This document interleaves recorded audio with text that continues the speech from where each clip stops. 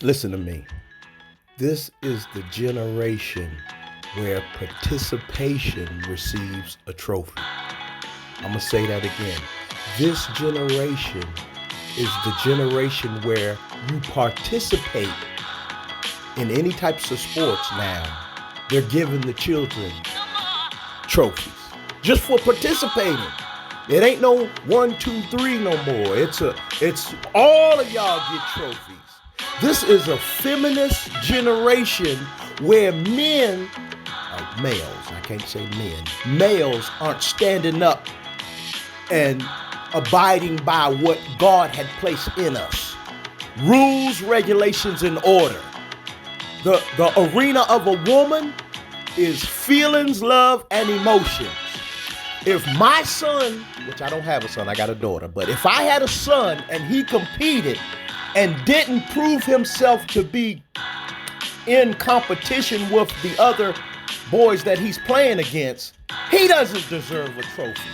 I don't care what nobody say, because you got to build some hunger in these athletes, these young athletes, to make them strive to be better. But if they get trophies for doing nothing, that's what I'm telling y'all. America is weak. America is weak, and it all starts from the top. Who is the president? A weak, frail man. And everybody knows it, but it all trickles down in every facet of America, not only politics, education, sports, everything. And this is what I'm saying. And this is what I'm saying. When you hear, because I just listened to Sway in the morning, because I'm trying to get some information and things with, a lot of people been talking about Berlanga when he just fought Canelo, and he said nobody lost that night and all this. And I understand what he's saying, because he he survived. He survived the fight, and he felt like he did better than what was expected of him because of pre-fight comments, and people were saying pre-fight that he was going to get knocked out and all this. So, and then he gave Canelo, in spurts, some good work, as far as, but one thing I don't understand, when Canelo turned his back and he didn't hear the bell, man, I'd have teed off on him, because, see, those people that don't know boxing, they think that he was wrong by doing that. No, nigga, it's called protect yourself at all times. That's what the referee tell you in the middle before the fight. And everybody who fought knows that even if you're not a fighter, that's regardless, you gotta protect yourself at all times, no matter where you are, not only in the world, but yourself. That's you have a invisible 5 or 4 feet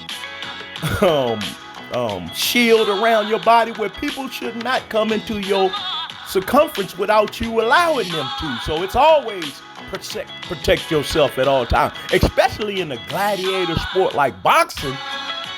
And when Canelo didn't hear the bell, he turned his back and Edgar swung at him, pow. And then Canelo was thinking that he did it like, he was doing it after the bell. But the bell still hadn't rung. And then Edgar doing, hitting his thighs. And I'd have went to town on him like remember when Pretty Boy did that to Arturo Gotti? Rest in peace, Arturo Gotti. But Arturo did the same thing. He kind of like was, talking to the ref about something that he felt Floyd did, and Floyd, man, teed off on him and kept going, knocked him down, and didn't play. Just like when he did that to Victor. Remember Victor? Everybody screaming his name, but Victor, the guy from Florida. But anyway, he did the same thing when he headbutted Floyd, and he kept on trying to apologize and hug Floyd. No, Negro, this is boxing. This is you got to be ready at all times. And so when Canelo turned his back on Edgar, I was like, man, this is his chance. This is his chance. Man, keep going. Man, Canelo had his hands down. I'd have been throwing it at his chin, his neck. I would try to be hitting him in his neck, because Canelo got a good chin. I'd have been trying to hit him in his neck, though. See, I think Canelo got a weakness in his neck or something. I mean, that's just my opinion. I'm just playing, but I was just listening to Edgar. You know, I'm happy that he did better than what was expected, because I'm glad he got out of there safe, for one, and for two. But it's this generation is delusional. It's delusional. No, you lost that fight, man. It was a. I think you lost like every round. Every round. It was. I mean, but you survived the fight, which I believe that made it better for your detractors who said that you were gonna get knocked out, even though he did knock you down like the third round or whatever. But at the same time, you got up and showed your toughness and grit, and then you saying that you fought the best Canelo. That's no, brother. No, brother, my brother. No, you did. That's where I beg to differ. That's why I'm making this video, because no. If you would see, you caught Canelo after he done fought about 25 guys. Like, I'm talking about from his best, because to me, the best Canelo was when he fought, like, I can't really say Austin Trout. When the best Canelo was around the time when he was fighting like Miguel Cotto, or, you know, I mean, Amir Khan he wasn't really a true 60 pounds back then. I think he was fighting 160. He didn't give him the credit or whatever. You know, because Amir, he didn't get credit for me, because I knew he was going to knock out Amir, because everybody knew Amir Khan didn't have a chin, and he had got knocked out a lot prior to that. But regardless of that, he said he fought the best Canelo, and everybody knows Canelo back then, he wasn't, I'm talking about when he fought like Miguel Cotto, and I think he lost to Lara, to me, in my opinion. You know, Lara beat him by, I think, 1 round. Because when you score that fight, Lara beat him. In my opinion, that's just me. But I believe that because of his name, and he had just finished fighting Floyd. After he fought, remember he fought, what's his name, Angulo. And you know, when Floyd beat him the way he did, because Floyd gave him a masterful boxing lesson, you know what I mean? And I believe that elevated him and gave him more experience to do what he does now, today. But at the same time, by Edgar saying that he fought the best Canelo at the age he is, and because he's gotten used to the money, and everybody know he parties a lot, and they caught him on different videos of being drunk and all of that. And when you tear up your body like that, you know, a lot of that stuff goes, and you could see it when, after he lost to Bivol, he kind of went into a slump. You know, not saying he lost after Bivol, but I'm saying he went into a depression. To me, I believe that he thought he was going to beat Bivol easy, and it was a surprise or a shock to him the way Bivol fought him. And I believe Bivol just got his answer. Like, he's the answer to Canelo, and if Canelo wanted to fight him again, I don't care when Bivol would beat him again. You know what I mean? He just got that Russian style that Canelo, I mean, he has problems with. And it's just like Bivol just brought the fight to him. And this is what I was saying to people, like, if you box a boxer, most of the time, especially an exceptional boxer, like a Canelo Alvarez, because Canelo, he can bang with you too, he can, because he do got a chin, and he proved it with Golovkin. When he fought Golovkin, he was a banger, and, you know, Golovkin is a banger. And Canelo withstood a lot of Golovkin's power, and a lot of people didn't feel that he was going to be able to do that. You know what I'm saying? But Canelo got a chin. He do got a chin. But at the same time, I just think that when Bivol brought that style to him, and that constant pressure and throwing punches, it didn't give Canelo time to breathe at points. You know, I believe that style is good for.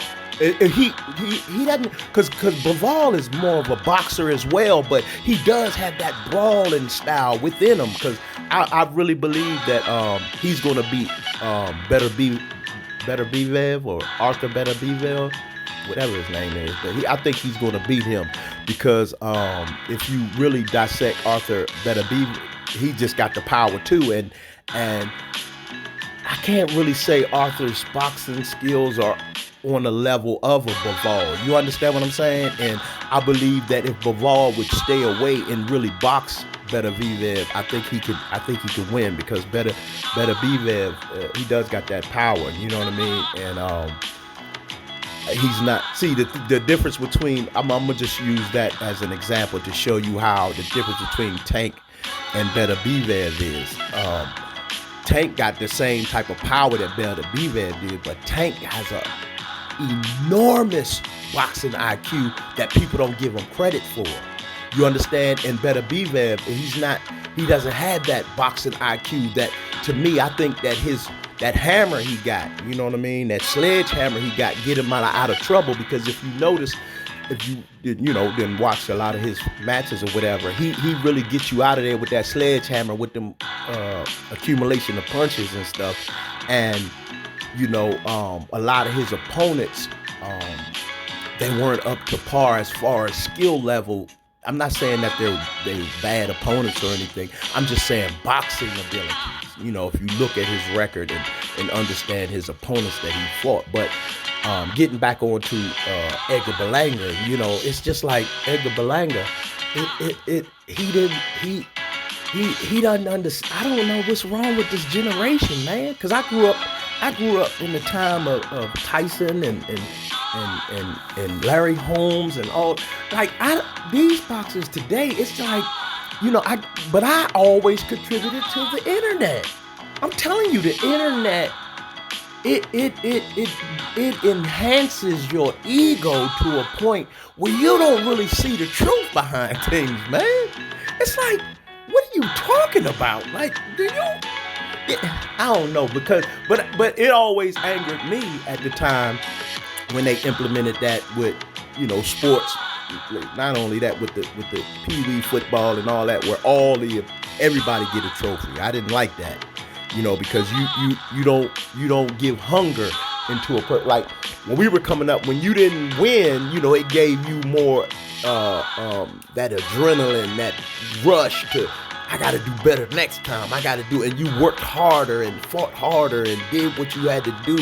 You trained harder and you were more disciplined in your eating and all of this stuff, because all of these played a factor in you losing the first time, and you don't want to feel that loss again, how it felt. But today it's like, people are really on the inside losers, but they on the outside think they're winners. And it's like, man, it's a role reversal. It's like Bizarre. Remember back in the day on the cartoon Superman, when they had Bizarro World and they had that it was like a reverse world of the world that Superman was in, and they had that crazy Superman. He was like a Bizarro Superman. I don't know. I might be too old for. Well, not too old, because a person isn't old until regrets takes place in dreams. Mickey giving y'all some freebies.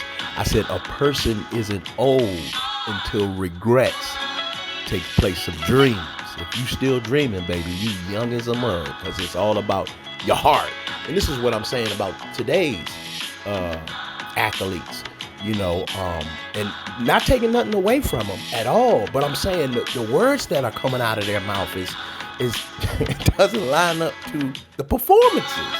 You know what I'm saying? Like, what? Did you see what you just did? Did you see what Canelo did to you, nigga? I mean, like, what? Nigga, please, like, stop the press, nigga. Hold up, nigga. What? I understand you got $20 million worth of change around your neck, but the money don't. See, this is money don't make you. Money only makes you who you really are. Money only brings out what's really you. So when you get a lot of money, you'll find out who a person really is. See, the losses in my eyes, listen to me now. This is coming from experience. Listen, when you lose at something, I don't care if it's business, relationships, sports, whatever it is, okay? If you lose, because a person isn't the failure. Failure is just an event that takes place.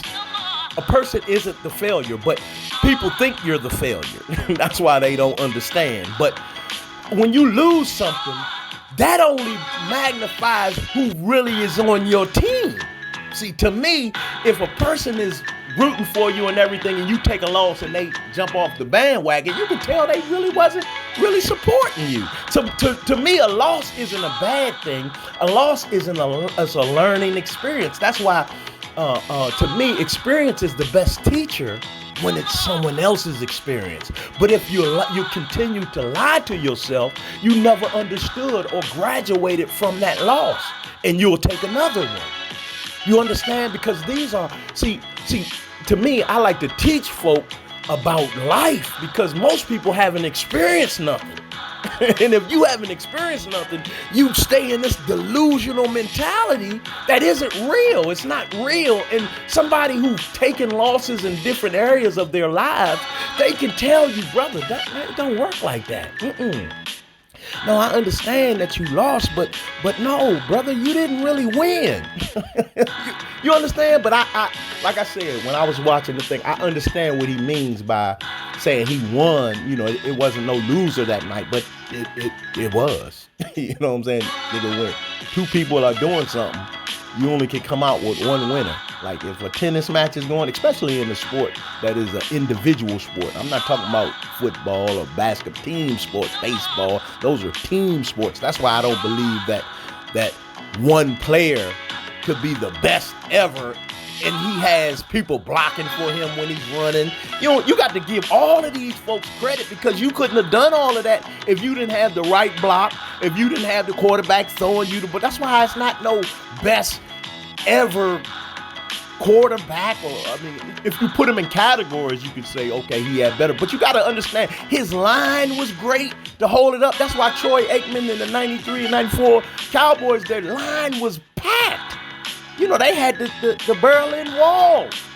That's why Emmitt Smith had, 2,000 yards rushing and all this other stuff, because you got to, it's so many factors that is involved in team sports. Follow me now. Listen to Mickey. I'm trying to teach you. But when you got an individual sports, that's what shows the real you. That's why Tiger Woods was fantastic at golf. But they didn't want to give him the credit that he deserved because of the people before him had the complexion for the reflection. And, Tiger got melanin in his skin. You understand? And Earl taught him and all that. And a lot of the stuff happens, just like in, the sports of today. It's all about a color. It's all about the colorism of everything. Not saying that the people is doing their thing. If you didn't look at the color, you would vote right. But most people want their color to be on top. And it's not about that. It's about the truth. And see, the truth is not a color. That's why what the Bible says in John 3:16, whosoever, for God so loved the world that he gave his only begotten son, that whosoever, he didn't say no Caucasians, he didn't say no Negroes, he didn't say no Philippines, he didn't say no Mexicans, he didn't say no Puerto Ricans, he didn't say no nationality. He said whosoever. And that's what we should take up in sports. Whosoever does the best, they should get the recognition. It shouldn't be about the color of the skin or the melanated man who's getting always in the. That's why it's still, we're living in the 1940s and 50s, in mentality is what I'm saying. But the 2000 as far as in technology, you feel me? Because I'm reaching a lot of people by what I'm saying now through the technology. But if they knew that I was a Negro, which you probably could tell by the way I talk, but at the same time, most people look at me differently because of that and because of those people who are talking foolishly who don't know nothing about the sports that they're covering. You know what I'm saying? But they'll listen to them because they're animated or they're somebody who is entertaining, like a Stephen A. Smith. You know what I mean? Never done nothing he talking about and bashing all of these players, saying that they should get fired, saying that they should kick them off the team. And see, I don't like people like that who never done what you talking about and messing up their money because you got influence in a sports arena, you know, as far as ESPN was one of the biggest sports, and it's all gone to hell in the handbasket, if you ask me, because they got all of these females who are feminists who are bashing these players and giving their own and never done nothing.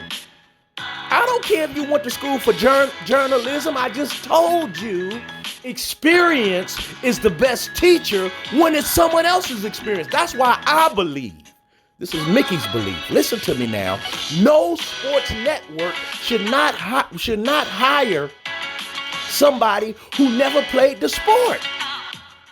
You should always, because they're going to give you their honest opinion. And if they need some speech classes and some workup and all of that, give it to them. But all of the boxing channels and all of this should be former boxers talking about this. Don't get me wrong. I'm not saying that people can't give their own opinions.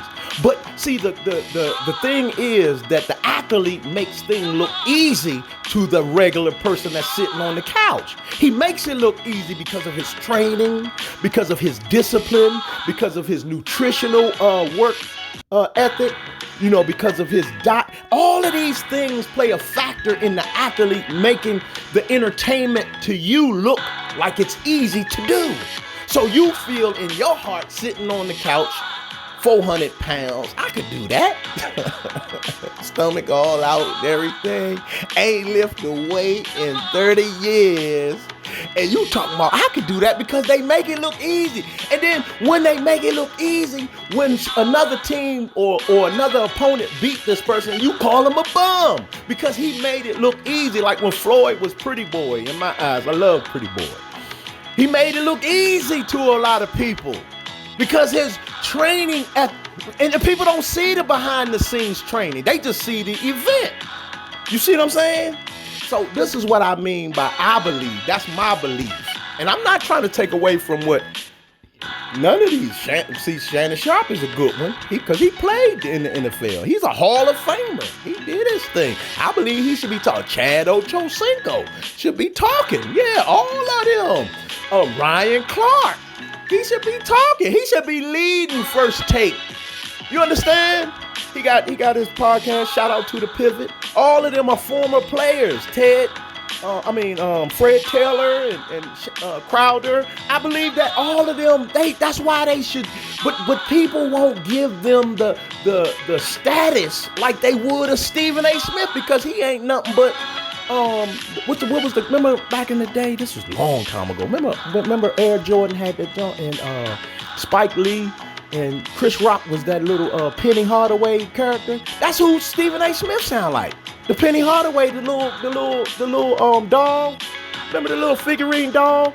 I can't remember the name because it was a long time ago when Penny Hardaway, but the voice was done over by Chris Rock. And that's who Stephen A. Smith sound like. So he's entertaining in that way because Chris Rock was a comedian and he made it funny. And Stephen A. says some stuff that's funny, but I don't care for Stephen A. First of all, he's a Sambo. He's a Quimbo. See, people, and that's another thing people need to do. You need to read Uncle Tom's Cabin by Harriet Beecher Stowe. And stop calling these people Uncle Tom. Because Uncle Tom was the one that helped the slaves. He was the one that got Sambo and Quimbo to become Christians. He forgave them for them beating him up. Y'all people keep calling him, man, he's an Uncle Tom. No, y'all niggas, because Negroes are parrots, bruh. Stephen A. Smith said, bruh. Shaq said, bruh. Charles Barkley said, this is all y'all do is regurgitate what other people said. Bruh. T.D. Jakes said, bruh. Puffy said, that's all they do. They regurgitate what other people have said, but never read the books, never done the sport, they never done nothing. And they'll sit up there and say, oh, no, this is, and try to justify themselves. And I'm just saying, man, look. Be honest, because at the end of the, I don't even like that slow. At the end of the day, but when it's all said and done, you got to look in the mirror at yourself. Amen. But that's all I got, man. I ain't wanted to go too long because I could talk to my 5 subscribers all day long. You know what I'm saying? Because to me, it's not about the subscribers, because that's what people want you to believe. Oh man, he only got like 5. No, it's about the substance that you're presenting to the people. Who cares if I got 300 million subscribers and I ain't talking about nothing? You understand? That's why Jesus took 12 men and changed the world, because he had substance in what he was talking about. The kingdom of God, which is within you. So I always try to bring substance to the table, because substance is better than the quantity that people, because you might got 100,000 subscribers, just like how they was talking about when Taylor Swift. I know I'm gonna close. I know, because like I said, I got 5 subscribers, so I want them to hear me. Taylor Swift supported what's her name, Kamala Harris or whatever. I call her Chameleon now, because she changes her colors in front of every audience she get into. But Taylor Swift, it was said that she got over 285 million subscribers. But guess how many people responded to the quote that she said when she was talking about that? Like 20-some thousand. 20-some thousand. That's horrible. And if you ask me, you know, it's quality over quantity in my eyes. So my little 5 subscribers, they probably true pugilists of the sport. They probably love the sport and understand they're listening to somebody who gonna give their true take, because he understands what it takes to become these world champions. And this is another thing that people, I'm gonna close on this one. The reason why people hate Floyd Mayweather so much. But you got to give him credit, man. He beat, I think it was like 22 or 23, 24. He beat the most world champions ever. So look that up. Do your research on that.